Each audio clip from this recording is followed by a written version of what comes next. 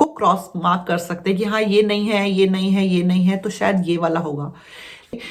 वो एक रूम में आपके पास 20 से 25 स्टूडेंट्स होते हैं ओनली। लास्ट ऑप्शन दिखाएगा, फ्लैश करेगा कि 1 minute left. Hello everyone, welcome back to my channel. तो आज आपको मैं बताऊंगी कि आईएलटीएस का पेपर बेस्ड एग्जाम और कंप्यूटर बेस्ड एग्जाम दोनों में क्या डिफरेंस है, कौन सा बेटर है, आज इस बारे में बात करेंगे। तो वीडियो को एंड तक देखिएगा सो दैट कि आप चूज कर सके आपके लिए पेपर बेस्ड अच्छा है या computer based. So paper based exam जो है उससे ज्यादा बेटर है कंप्यूटर बेस्ड। क्यों? क्योंकि कंप्यूटर बेस्ड एग्जाम जो होता है लिसनिंग में, वो एक रूम में आपके पास 20 से 25 स्टूडेंट्स होते हैं ओनली। जो पेपर बेस्ड होता है उसमें 100 स्टूडेंट्स होते हैं एक बड़े से रूम में।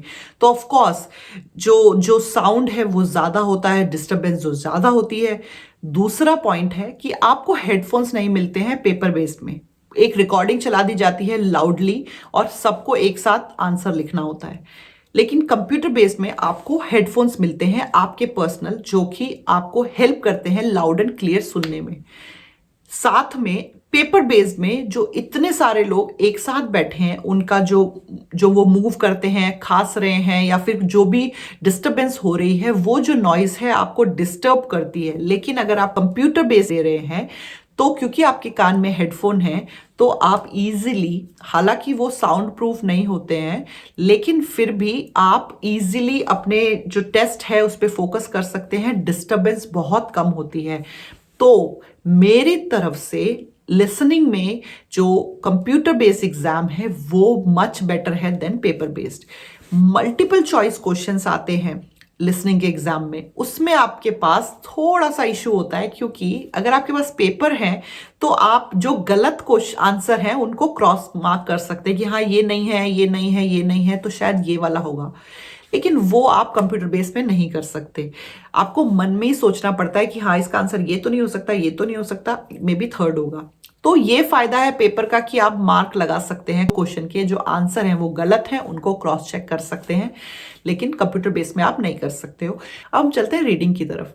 रीडिंग में हाँ ऑफ कोर्स जब आप कंप्यूटर बेस्ड एग्जाम चूज कर रहे हो तो आपको पहले से ही कंप्यूटर आना चाहिए, टाइपिंग आनी चाहिए, अदरवाइज आपके लिए बहुत मुश्किल हो जाएगा। क्योंकि जैसे फॉर एग्जांपल रीडिंग में हमारे पास एक बेनिफिट है, स्पेलिंग मिस्टेक ना हो, इसलिए कभी जो आंसर आपको सही मिला आप रीडिंग के पैसेज में से उसको कॉपी पेस्ट करके Ctrl+C Ctrl+V करके अपने आंसर में लिख सकते हैं। तो आपको लिखने की, टाइप करने की जरूरत नहीं है। टाइप करने में कभी स्पेलिंग मिस्टेक हो सकती है तो आप कॉपी पेस्ट कर सकते हो। ये एक फायदा है आईएलटीएस रीडिंग में कंप्यूटर बेस्ड एग्जाम में, जहां पे आप पेपर बेस में लिख रहे हो।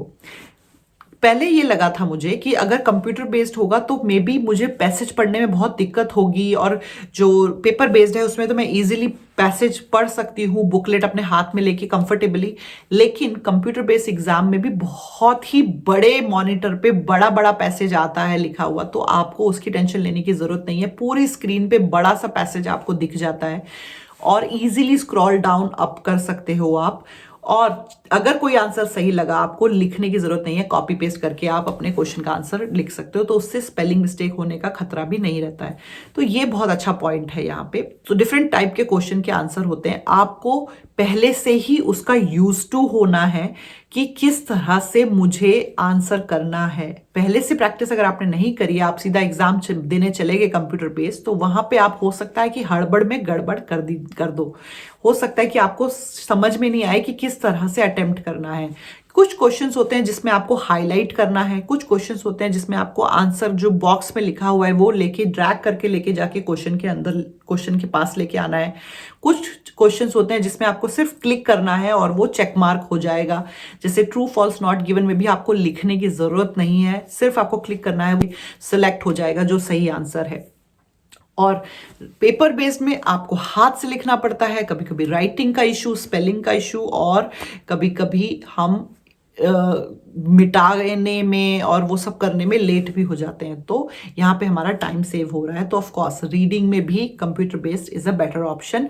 लेकिन आपको कंप्यूटर अच्छे से आना चाहिए, उसको यूज कैसे करना है, और टाइपिंग भी, ताकि आप राइटिंग में भी अच्छे से टाइप कर सकें। तो हम चलते हैं अपने नेक्स्ट मॉड्यूल की तरफ, आईएलटीएस राइटिंग। आईएलटीएस राइटिंग में भी for sure computer based is the better option अगर आपकी टाइपिंग स्पीड बहुत अच्छी है तो।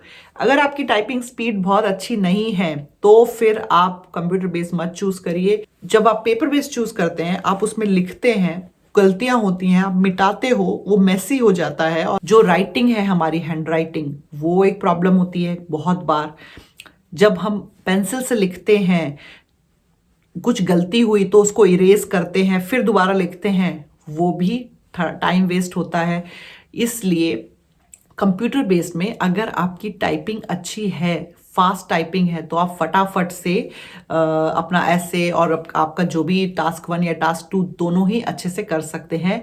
टाइम आपका सेव होता है और आप वर्ड काउंट भी पढ़ सकते हैं और आप ध्यान रख सकते हैं टाइमिंग का, क्योंकि रीडिंग में, लिसनिंग में, राइटिंग में, हर सेक्शन में आपको टाइम स्क्रीन पे ही दिखेगा। आपको घड़ी या ऊपर मुंह करके वॉच देखने की जरूरत नहीं है, आपकी स्क्रीन पे ही टाइम फ्लैश होगा। लेकिन ये ध्यान रखना है कि लास्ट 1 मिनट जो होता है वो उसमें आपको सेकंड्स नहीं दिखाता, तो वो आपको लास्ट ऑप्शन दिखाएगा, फ्लैश करेगा कि 1 मिनट लेफ्ट। उसके बाद अचानक जैसे ही 1 मिनट खत्म होगा, टेस्ट बंद हो जाएगा। तो उसका बहुत ध्यान रखना है आपको कि सेकंड्स आपको नहीं शो करता आपके स्क्रीन पे। तो राइटिंग में भी कंप्यूटर बेस्ड इजी है अगर आपकी टाइपिंग स्पीड अच्छी है तो। नीट एंड क्लियर काम हो जाता है आपका। और स्पीकिंग में दोनों ही सेम है, दोनों में आपको फेस टू फेस एग्जामिनर को उसके इंटरव्यूज के आंसर देने पड़ते हैं। तो आप चूज करिए आपको क्या चीज कंफर्टेबल लगती है। मैं बस ये कहूंगी, अगर आपका कंप्यूटर, आपको अच्छी नॉलेज है कंप्यूटर की और आपकी टाइपिंग स्पीड अच्छी है, तो फॉर श्योर आपको कंप्यूटर बेस्ड की तरफ जाना चाहिए, क्योंकि आपका बहुत टाइम सेव होता है। अगर आपको ये वीडियो पसंद आती है और आपको ये वीडियो हेल्प करती है तो एक लाइक करिएगा और शेयर करिएगा दूसरों के साथ। Thank you so much.